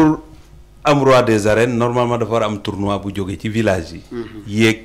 ba chapeauté ka ko jël ñu ne kii mooy roi des arènes waaye bu fekkee ne man damay toog sama kër gële di lekk sama ñebbe di yaflu sama xaritu pël bi di Ablaye toj làmb yi yëpp ba nekk roi des arènes ma dajeek moom benn takkusaan rek fël tànk ba mu daanu nekk roi des arènes tout de suite loolu aussi defe naa ne dañu miin rek ku daan roi nga waaye defe naa ne dinañu yegg foo xamante ne parce que CNG bu ñu ko joxee aussi pour muy doxal la je pense que ñu ngi xalaat formule boo xamante ne ñëpp dinañ ko waxtaanee ba ñëpp nangu ko ñu démarrer ko pour trouver le véritable roi des arènes waaye nañu nangu it ne comme système bi dara dindeegu ko fi ku ko fi jël rek nañ la nangul sa roi des arènes man daal loolu laa gisee parce que comme mënoo ko dindi amul leneen lu ko fi dindi lii la ñu fi gis fekk ko fi bul doyadil kenn ne ko doo roi des arènes waaye nag roi li ci gën mooy tournoi bu jógee ci base bi comme ni championnat di amee nga wër fu ne dem gagné nekk champion bi. nekk champion loolu defe naa ne dinañu ci yegg. jërëjëf Bour kon jërëjëf monsieur le ministre ci brèche boobu ñu ubbi léegi Boy Bambara kenn du ko naatable champion la nguur war na ko dimbali Marème Faye Sall servir le Sénégal war na ko dimbali. jàppale na ko waaye tamit ñii nga xam ne malal ñooy dund ci làmb di ci am alal it war nañ delloo làmb njukkal maanaam dimbali kii di Boy Bambara ak feebar bi mu jóg ak jàmm. waaw gis nga Malal may ma tuuti parce que tey moom dama leen di siif yéen Boy Bambara dama ne suñu bàyyi la Marème Faye Sall jàppale na ko yàlla def peut-être ba léegi delloogul ci ni mu bëggee waaye nit ñi bàyyiwuñu ko te gis nga promoteur yooyu ngay wax occasion la ma jël kàddu gi parce que ñooñu ay sénégalais la yoo xam man dama leen a jox cër. xam nga lu tax ma jox leen cër parce que dañuy jël ay risques même bu ñu wut xaalis dañuy jël ay risques di ko dugal ci làmb pour non seulement liggéeyloo ay nit ba pare war cee am dara mériter attention nit ñi mais mériter aussi nit ñi encadrer leen jàppale leen loolu moo waral yërmande gi ba ñuy tëgge feneen ak mais nag yërmande day am ab nit ñi processus la nañu continuer di waxtaan ci processus ñu ngi ñaan yàlla bu ñu demee fii ak quelque temps promoteur bu jóg ne man li ma bëgg a tëgg xejul fenn fu dul arène nationale fa laa war a dem su ko defee kenn dootu bëmax kenn fu mu war a dem mais dañoo xam ne foofu la war a nekk. foofu la war a nekk li mën a wax si affaire Boy Bambara mooy que ni yemul sax si monde sportif si monde làmb bi sportif yëpp ñoom ñoo war a jóg pour jàppale ko parce que yàgg na sigil réew mi. yàgg na bëggal aussi jaam yi waaye mbir itam ñi fi ne tey ne ci seen donkaasi gi war nañu xalaat naka la ñuy defee ba bu ñu demee ba nekk mag. li mag ñuy dund nii bañ leen a dal. parce que ñun li ñu am tey mag ñi amuñu ko woon mag ñi ay 60 000 lañ doon fayeeku donte yooyu jamono xaalis la woon mais mbir yi fi ne ay 200 millions la ñuy fayeeku ci benn takkusaan 200 millions fonctionnaire liggéey na fukki at saa yaram tollul noonu war na noo faggu jël seen i matukaay samp loo xam ni ëllëg bu ñu bàyyi bëri dinañ ca mën a moy. góor ci seen teraanga jàpp seen sagaru njàmb te it ñu gestu ñi leen jiitu. parce que gis nga mbër mu mag muy fayeeku ñeent fukki millions ka ko yoroon di ko jàngal takk ngemb. bu ko rombee tey balaa ma ko rombaat ñetti weer ci kanam. bu ko joxee junni tey balaa ma ko joxaat junni juróom benn weer ci kanam. loolu bokkul ci couleur. maanaam reconnaissance bi nit dañu am ci ñi nga xam ne ñooy ancienne gloire yi. kii la jàngal baa jàngal la bonjour dalal jàmm ba nga am teraanga foo ko romb làmbal sa poos même bu dee ñaar fukk nga jox ko suukar na café sedd na xol mu yokk la ñaan. waaye nit ñi yor la di la tàggat ba nga dem punkal ba mën di am ay millions ñi nekkoon di sonn ci yow di la jox cere ak meew cagriso nga koy reere boo leen romb yéegi sa ay vitre fas sa kanam yokk sa coon sekk mbaa sa wàlli sekk du ngor nit da ngay gore gan kóllëre dëgg la Malal kon ñi ngi noonu ñi ngi gërëm Bour ci brèche boobu mu ubbi woon ci wàllu làmb ñu delluwaat ci football Sénégal Madagascar 2-0 la Sénégal qualifié woon laata ñaari journée yi mujj ci groupe A éliminatoire Coupe d'Afrique Sénégal am 16 points génn premier ci kanamu Madagascar bi am 10 points mi ngi noonu Sénégal dugal 12 buts encaissé ñaar 0 but la encaissé à domicile donc mi ngi noonu 5 victoires la benn match nul 0 défaite donc qualifié comme ni ñu ko waxee léegi 2 journées avant éliminatoire yi di jeex du ñàkk Papa Lamine nga amal ci benn bilan booy tiré. waaw bon Sénégal ci continuité la nekk c'est vrai que deful lu mu defoon précédemment c'est-à-dire qualification Coupe d'Afrique 2017 yi parce que boobu c'était 6 matchs 6 victoires bi 5 victoires la un match nul mais gis nañ ne c'est une équipe boo xam ne maintenant am na lu jafe lu ñu manqué woon mooy lu tubaab di wax la culture de la gagne. léegi en fait Sénégal bi mooy Aliou Cissé côté boobu noonu il a réussi à inculquer cela à ses joueurs. lu match jafe dañuy gis ay joueurs yoo xam ne duñu paniquer dañuy dem uti résultat bi à défaut de faire match nul ils vont chercher la victoire et loolu c'est important pour un compétiteur. 2006 je pense si je me trompe pas si mes souvenirs sont bons le Sénégal gëjoon nekk première nation africaine ñu jëlaat ko ces 2 dernières années on trône très souvent sur le toit du continent nga ñu jóge foofu maintenant lu gën a jafe également temps ñu doon toog c'est pas parce qu'il est là hein moo tax moi je suis trop direct dans ce que je dis et ce que je fais léegi on maîtrise les déplacements de l'équipe nationale du Sénégal ils sont dans un confort boo xam ne ça leur permet d'aller chercher les performances et loolu c'est important dans le sport du haut niveau. On n'est plus dans les tracasseries de titres de voyage. On n'est plus dans les tracasseries de vols commerciaux, d'hébergement et tout ça. Maintenant, tout est maîtrisé dans l'environnement. Il y a toujours une mission de prospection qui devance l'équipe, qui tâte le terrain avant l'équipe bi di ñëw. Bu leen naree sonal sax, on leur donne un avion privé. bu ñuy loué jox leen ko loolu c'est des conditions à ne pas négliger.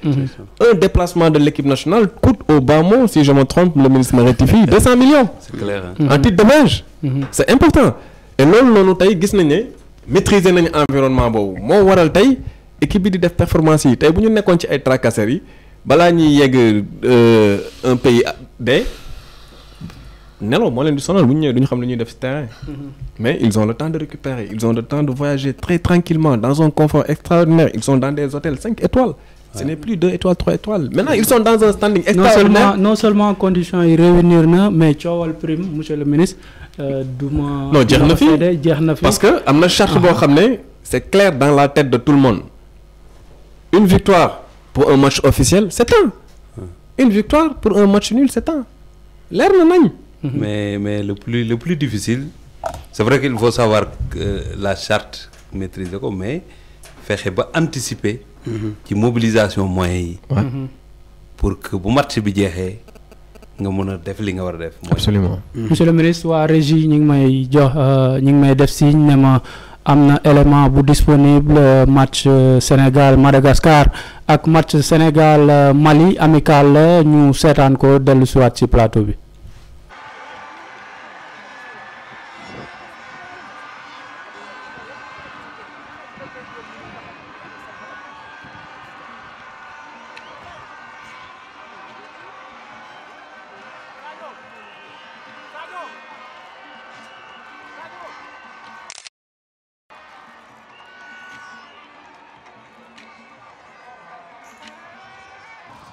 ginnaaw bi ñu qualifié ba pare ci Coupe d'Afrique bi ñu dëgmal foofee ci Égypte gaynde yi waroon jeexal éliminatoire yi ak ndam ci kanamu seeni supporters ba tax na Sénégal Madagascar bi ñu jongante ci juróom-benneelu journée éliminatoire yi amoon solo ci Aliou Cissé ak Lions yi boobee jongante doon amee ca stade Lat Dior bu Thiès mu doonoon match international bi ñu fa njëkk football. ci ndoxteelu match bi Lions yi amoon ay jafe-jafe ngir créer danger ci kaw waa Madagascar yi taxaw temm ngir bañ a encaisser ci 26e minute bi le Ismaïla Sarr daal di passe Mbaye Niang ci profondeur bi attaquant ren bi ànd ak dal bu mat lakk caax yi 1-0 pour Sénégal ginnaaw bi ñu ubbee score bi Lions yi mujjee nangu milieu terrain bi teg si sëpp malgas yi ni ki noonu Mbaye Niang profité ci domination gaynde yi ngir dugal ñaareelu butam ci match bi ginnaaw passe bu mucc ayib bi ko Gana Gueye jox 2-0 pour Sénégal score bi dootul changé Aliou Cissé ak gaynde yi confirmé seen première place ci groupe A bi ak 16 points match bi nag nekkoon première titularisation ak Krépin Diatta mu def match bu am solo ci milieu bi moom Idrissa Gana Gueye ak Pape Alioune Ndiaye bi doon signé retouram am ndam lu yaatu ci stade Léopold Sédar Senghor ci seeni kanamu supporters loolee la équipe nationale bu football bu Sénégal fas yéene woon ci digganteem ak Mali ginnaaw qualification bi ci CAN 2019 bi Lions yi dellu ci stade Amitié ngir saafonte ak seen public fas yéene tàggatoo ak ñoom ak ndam lu yaatu. derby Sénégal Mali donte sax match amical la woon xel xalaatul benn yoon mu yomb mu doon match bu serré ba tax na Lions yi daal di foqati seen victoire ci minute yu mujj yi ginnaaw bi Maliens yi ubbee score bi ci 72e minute bi. gaynde yi xeex ba dellu ci match bi lépp daal di leer ak entrée Sadio Mané ci terrain bi attaquant Liverpool bi jël ay responsabilités daal di jël bal bi xuus ci défense u Mali bi teggi défenseur bi dóor tir croisé du pied gauche 1-1 87e minute. supporters yi pousse Sadio Mané tollanti ko débordé côté droite passe Moussa Konaté mu daal di dugal deuxième but wu Lions yi 2-1 90e minute. match bi tas Lions yi daal di remplir seen mission supporters yi kontaan mu war a doon match bu bëri jàngat pour Aliou Cissé ak staff bi am ndam lu yaatu ci. voilà mi ngi noonu match Sénégal ak Madagascar la woon 2-0 Sénégal Mali match amical ñu gis communion bi amoon public bi ak joueur équipe nationale du Sénégal mu mel ne loolu baax na laataa ñuy dem Coupe d'Afrique Malal Junior. waaw loolu moom tubaab fakal la lu rafetlu la ñu ngi tàmbali di miss gérer éliminatoire donte sax dañuy dajanteeg ay dëkk yoo xam ne léeg-léeg dem fa dafay métti mais Sénégal léeg-léeg dafay équipe football ak équipe fii. wala football bi moom ci dëkkam jiitu ko ca réew ma donc loolu foog naa ni sur le plan professionnel ak la boo xam ni dafay tax performance di am mais sur le plan du jeu aussi gis nañu ni Aliou Cissé lu ñu ko doon ŋàññi ñun ñëpp ak waa réew mi yëpp mooy équipe bi daawul football bi tax nit ñi kontaan keroog kontaan ma naka gis nañu bal bi daw na gars yi doxal li xale yi di wax ci mbedd mi xale yi doxal nañu ngéwal loolu la mu def te loolu nag moom la ñuy xaar ci moom parce que réew mi loolu la cosaanoo te Aliou am na arme yu tax moo war a doxal ngéwal waaw xale yi doxal nañ ngéwal Sadio Mané it doxal na ngéwal ñu bëri di wutale rendement bu mu am fële ci clubam Liverpool ak équipe nationale bu Sénégal donte démb moo dugal but égalisateur bi Abdoulaye Thiam lan nga xam ci polémique bi am ci Sadio Mané maanaam li muy def club du ko def équipe nationale bu Sénégal. loolu polémique bi la boo xam ne dafa war a am parce que tey dama kontaan trop si li ma yàgg di wax dafa am benn proverbe ñun ci journaliste bi ñuy faral di wax di naan le train qui arrive à l'heure ne nous intéresse pas et je me rends compte que de plus en plus journalistes yi ils remettent en cause ça su doxee il faut nga wax ni dox na c'est bien que journalistes ay confrères taxaw expliquer Sénégalais yi amoon na benn moment pour ñu tukki sax équipe nationale c'est un problème tey jii da ngay football contre Burkina Faso nga jiitu Burkina Faso Ouagadougou nga football contre Niger nga jiitu ko Niamey ce qui veut dire que les gens ont pris des dispositions aussi bien au niveau de l'État yeneen gestion au niveau de la fédération les choses sont assez fluides moo tax nag day yokk pression ci joueurs yi parce que amatul leneen lu ñuy wax li état bi waroon def na ko fédération lu mu waroon def na ko lu leen li laaj mooy ñu def lu leen war mooy gagner am na benn bilan bu mu def léegi effectivement en 2017 Aliou Cissé dafa réaliser lu ñuy woowee grand chelem 6 matchs 6 victoires cette fois-ci deful grand chelem mais le Sénégal reste champion des éliminatoires c'est extrêmement important amul benn équipe ci 24 yi qualifiés yu am le nombre de points que le Sénégal on a la meilleure équipe le nombre de points ñu ñoo ëppale meilleure défense meilleure attaque c'est important 2017 le meilleur buteur c'était Sadio Mané il avait 3 buts cette fois-ci encore le meilleur buteur s'appelle Mbaye Niang il a 3 buts li manqué peut-être équipe bi c'est que ñu trouver un tueur parce que dafa am solo défense bi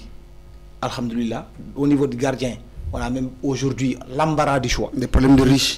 amatuñu kii boobu noonu côté gauche peut-être on dit tout simplement latéral gauche wala kii mais Sabaly peut toujours pallier à ces genres de situation là donc dañu nekk ci dynamique boo xam ne ku ci yàlla àndee wax dëgg yàlla ñu am tuuti chance mun nañu njort ni ko nga bëgg ko nga bañ ko Aliou Cissé mu wax ko wala mu bañ ko mu dawal ak modestie Sénégal mënul def lu mu jot a def depuis les 4 dernières années yëpp nga bu ñu nekk super favori mais nag pour jël affaire bi il faut nga ànd ak humilité li ñu waroon def en tout cas daal wàllum état bi li leen di wax ñun en tant que journaliste sportif c'est que nañu continuer di ko def en tout cas pour man le but il n'est plus loin Abdoulaye liy dëggal li nga wax mooy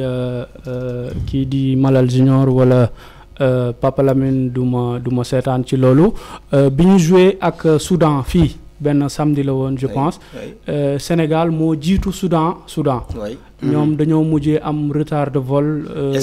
veyu match bi lañ fa yegsi kon ñuy dëggal un peu li nga xam ne moo xam fédération la wala ministère di def jëm ci équipe nationale bi waaye loolu yëpp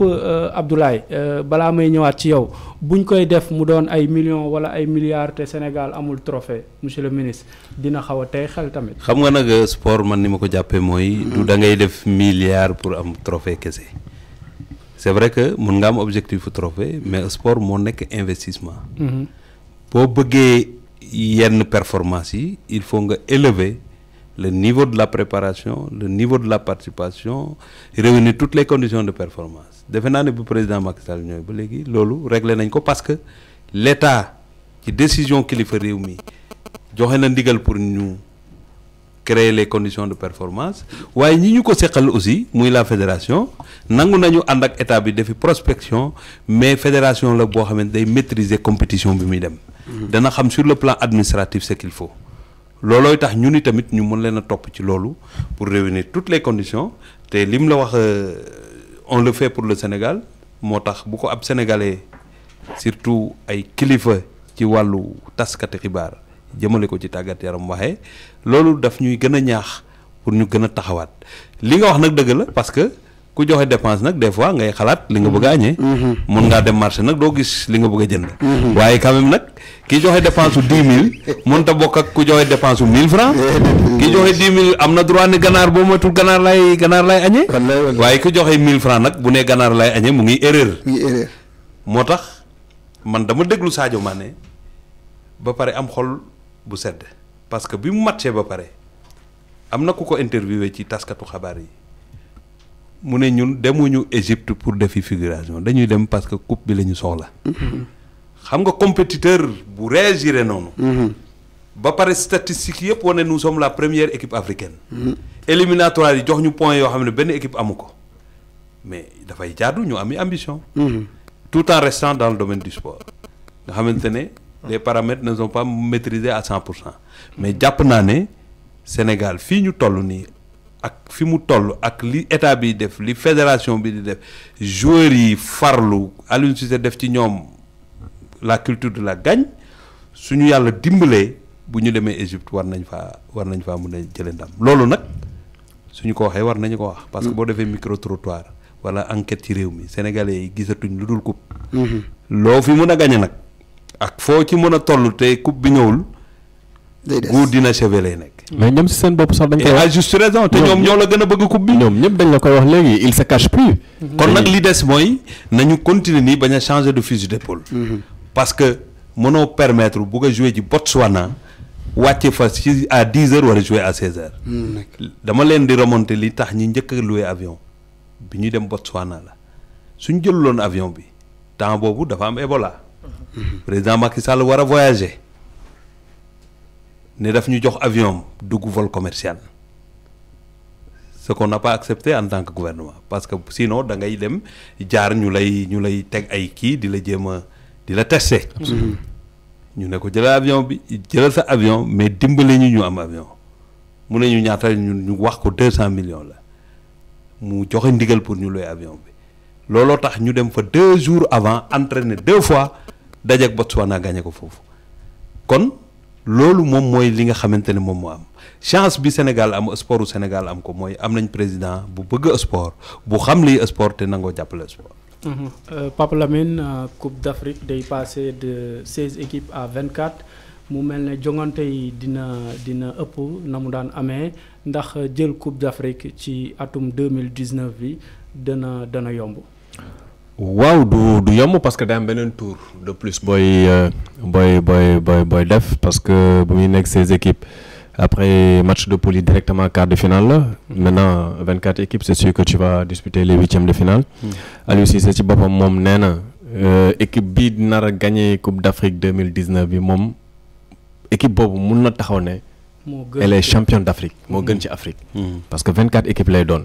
mais xam nga compétition éliminatoire ak compétition dañu wutee c'est des paramètres yoo xam ne entraîneur moom moo ko mun a intégrer te Aliou Cissé yàlla def na ne il a déjà connu une coupe d'Afrique en 2017. ñu éliminé ko sans défaite n'oubliez pas que Sénégal bu ñu koy éliminé en 2017 Sénégal connaître défaite. tiro bi lañ ko éliminé. dans le temps réglementaire et les prolongations la ñuy comptabiliser la défaite. dans la réglementation. contre Cameroun lañ ko éliminé au tiro but sans défaite. mooy génn na compétition bi sans défaite te ku ko éliminé moom mujjee jël coupe d'Afrique bi. sans défaite dans les 90 minutes. Une équipe qui a refusé de jouer. loolu noonu ñun journalistes bindu ko le Sénégal a des difficultés face à des équipes qui mettent un bloc bas. ñu mu dal ñu fii contre Ouganda un match amical avant ñuy jouer Guinée équatoriale première journée qualification Coupe d'Afrique 2019 ñu dóor ko 3-0 fii.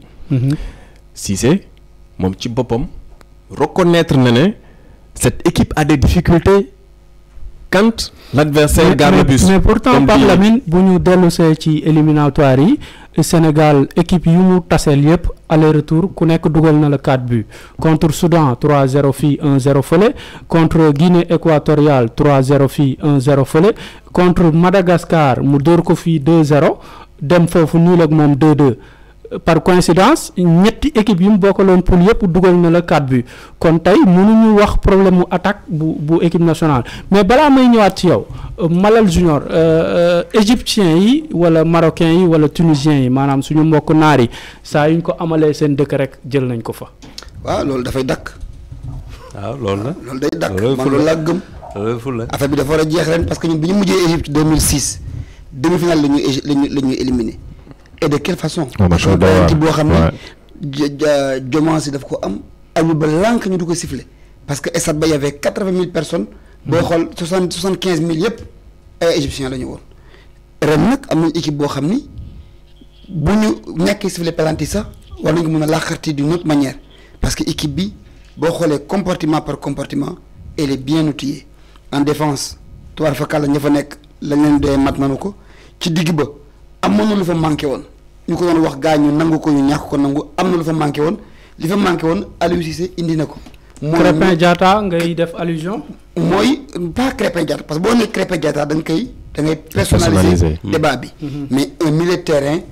qui joue au foot avec un numéro 6 un numéro 8 et un numéro 10 keroog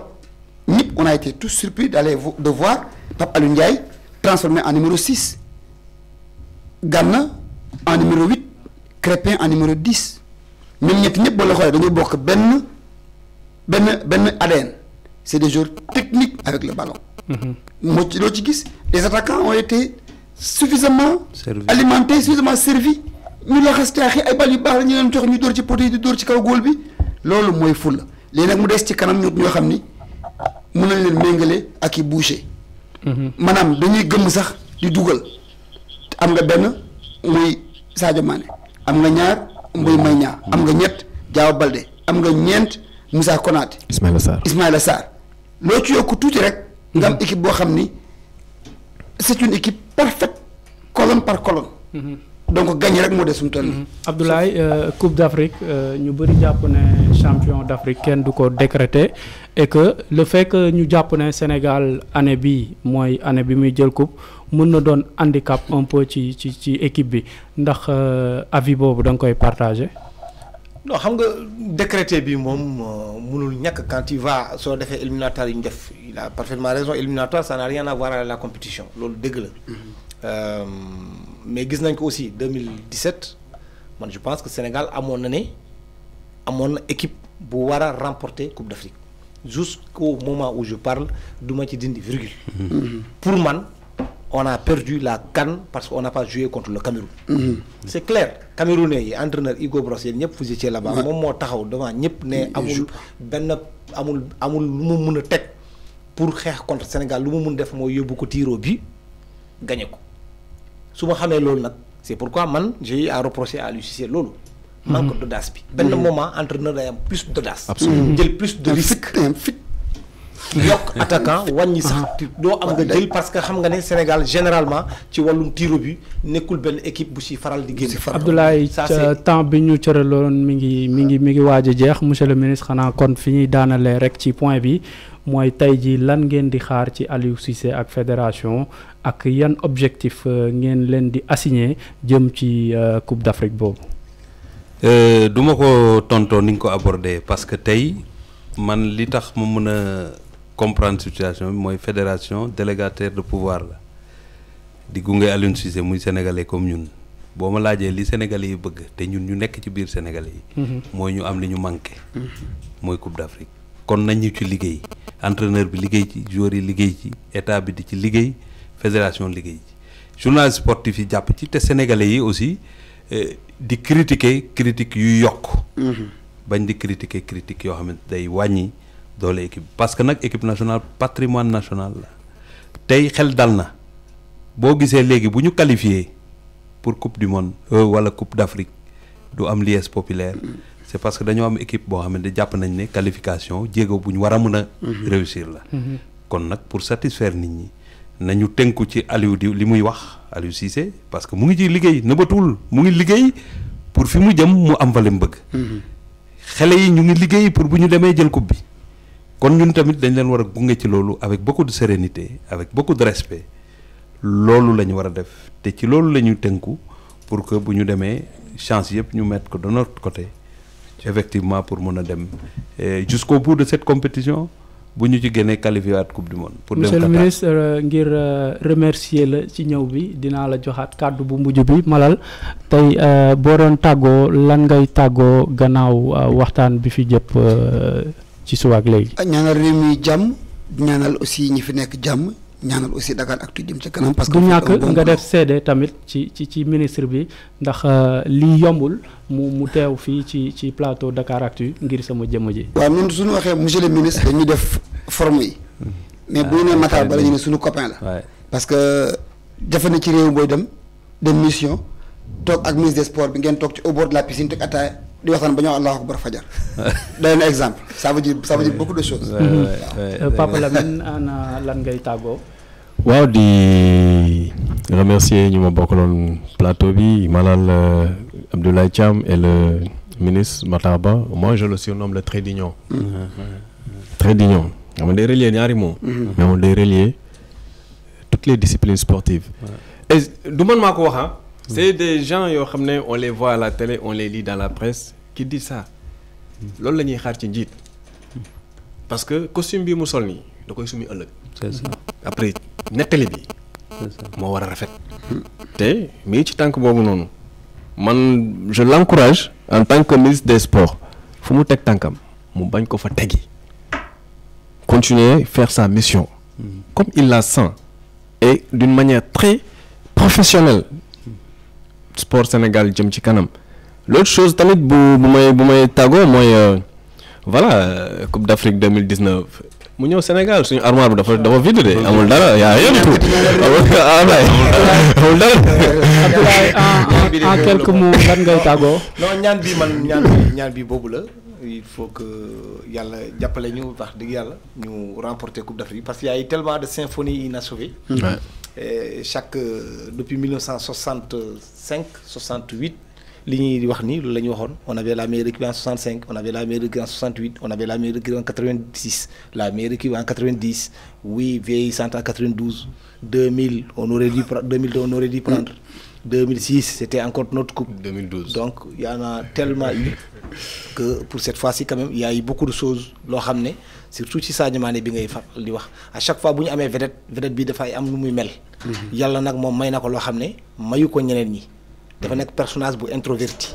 dafa nekk quelqu'un ko xam ne doo ko mën a citer ci fait divers. dafa nekk un très grand patriote contrairement à ce que les gens pensent.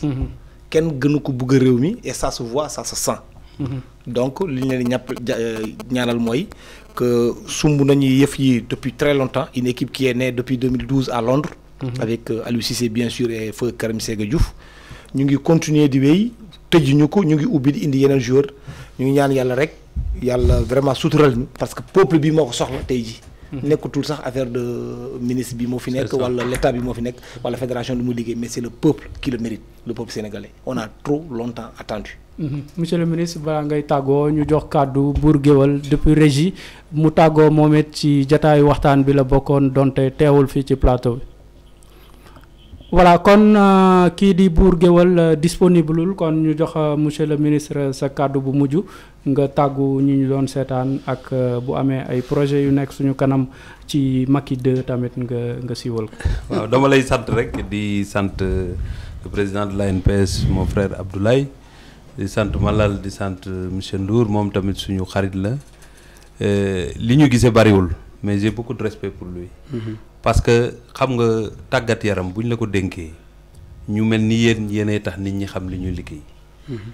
ku leen déglu li ngeen di wax ñu xam ne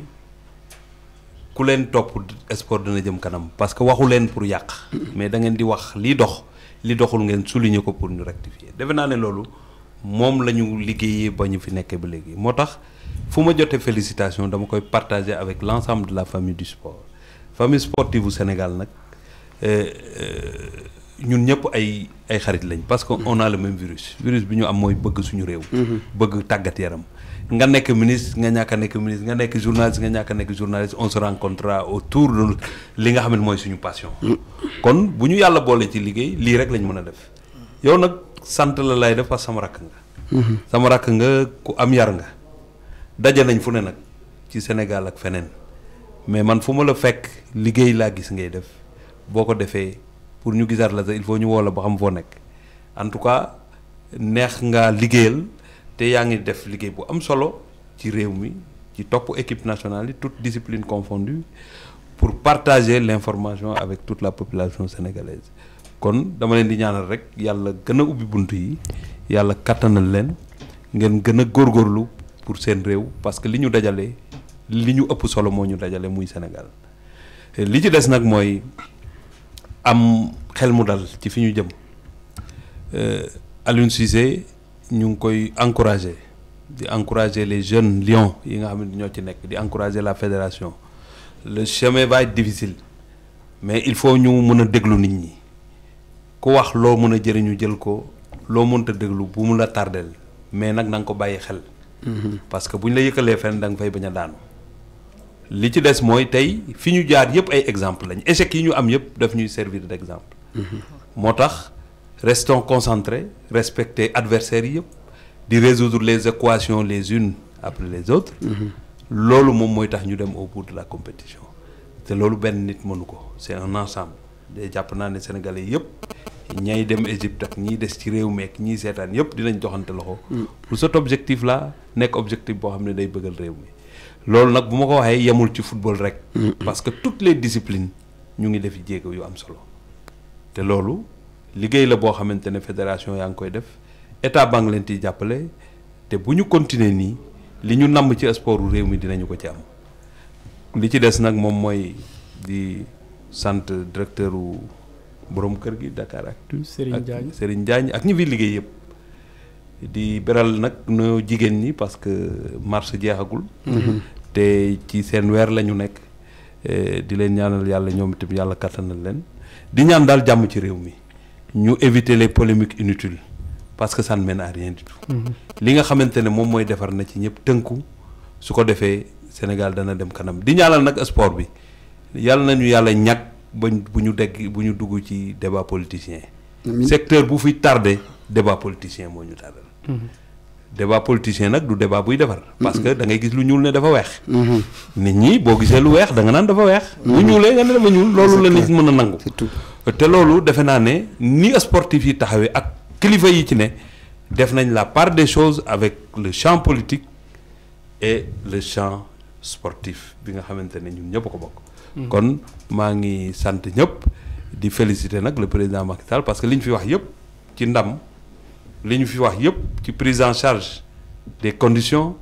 ba équipe buy football sax match amical balaa ngaa dugg ci terrain bi say prime a ngi sa poche loolu lépp bu amee c'est parce que dañoo am njiit bu ne nii la war a jaar ñu topp ci instruction bi ñu jox ba ñu mën a atteindre loolu kon dañuy ñaan rek mu gën a dolli réew mi gën a dox sport gën a dox parce que fu sport dox rek jàmm am fa. jàmm. jërëjëf Ablaye jërëjëf Malal jërëjëf Pape Lamine ci seen teewaay saa yu ma leen soxlaa woo leen ngeen teew jërëjëf ministre des sports ne ko Malal waxee ñun ak yow ci jardin d'hôtel yi di ataaya ñun ak yow ci tribune yi ñun ak yow ci mbedd mi sa accessibilité ñu ñëpp seede nañ ko di la ci gërëm di la sant di la ñaanal it projet yi nekk sa kanam ci nekk intérêt Sénégal lépp nga matale ko incha allah ñu leen jox dig daje ñu leen di jox donc dig daje ak suñu émission reporter sportif ci àllarba bii di ñëw jërë ngeen jëf.